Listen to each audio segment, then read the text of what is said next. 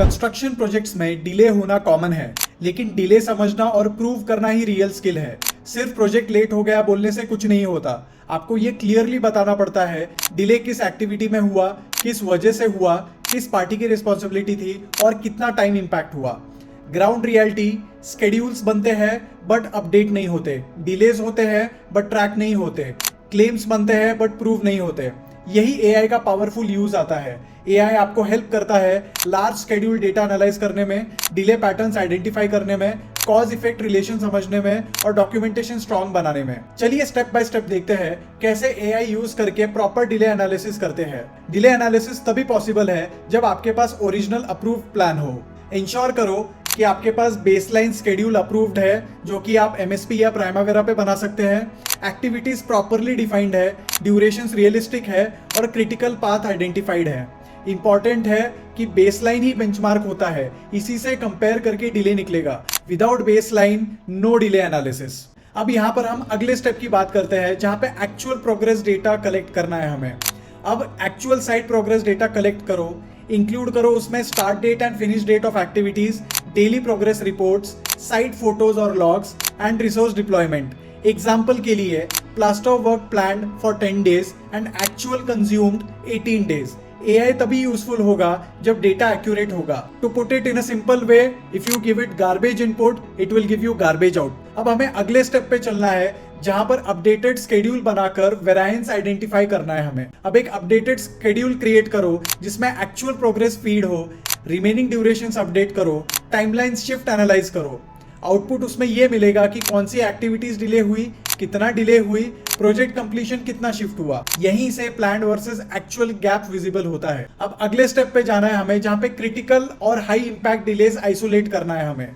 हर delay important नहीं होता, उसमें से आप फिल्टर करो critical path activities, near critical activities, high duration slippages.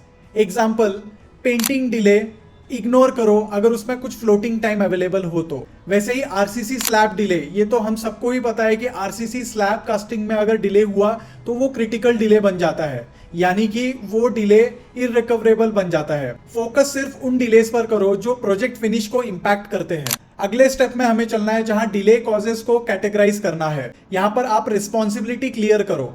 अब हर मेजर डिले को असाइन करो उनकी कैटेगरीज, जैसे वो क्लाइंट रिलेटेड डिले है या कॉन्ट्रैक्टर रिलेटेड डिले है, कंसल्टेंट रिलेटेड डिले है या एक्सटर्नल फैक्टर्स है। Example, drawings are late for the project, जो कि एक क्लाइंट डिले में हम कैटेगराइज कर सकते हैं या कंसल्टेंट डिले में हम कैटेगराइज कर सकते हैं। दूसरा है जैसे लेबर शॉर्टेज, जो कि क्लियरली कॉन्ट्रैक्टर की कैटेगरी में जाता है। ये step directly claim strength decide करता है। क्लियर कॉज मतलब क्लियर अकाउंटेबिलिटी। अब अगले स्टेप में हम एआई की तरफ चलेंगे। हम एआई से pattern analysis and insights generate करवाएंगे।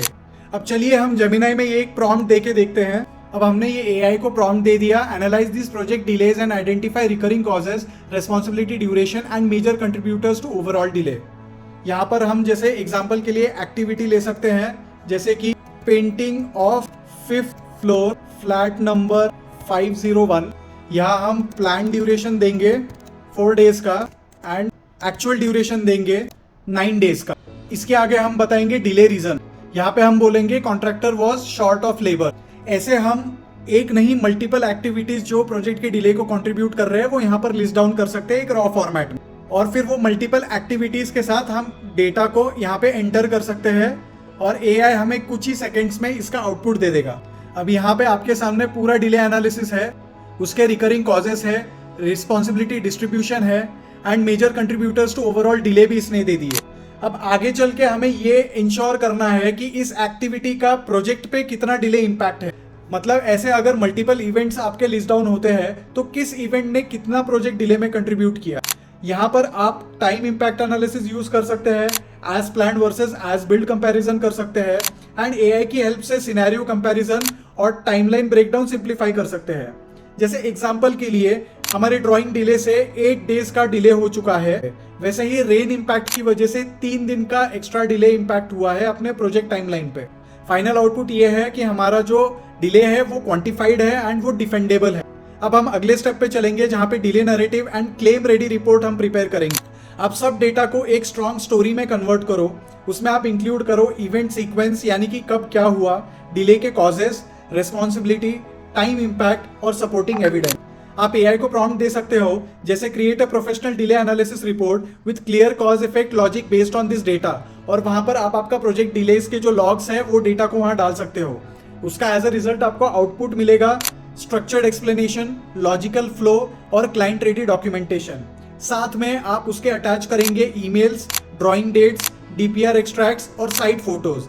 ये फाइनल स्टेप ही आपके एनालिसिस को क्लेम रेडी बनाता है। फाइनल थॉट्स हमारे यहाँ ये होंगे कि कंस्ट्रक्शन डिले एनालिसिस का रियल रूल है, डिले तभी वैलिड है जब वो डेटा प्लस लॉजिक से प्रूव हो।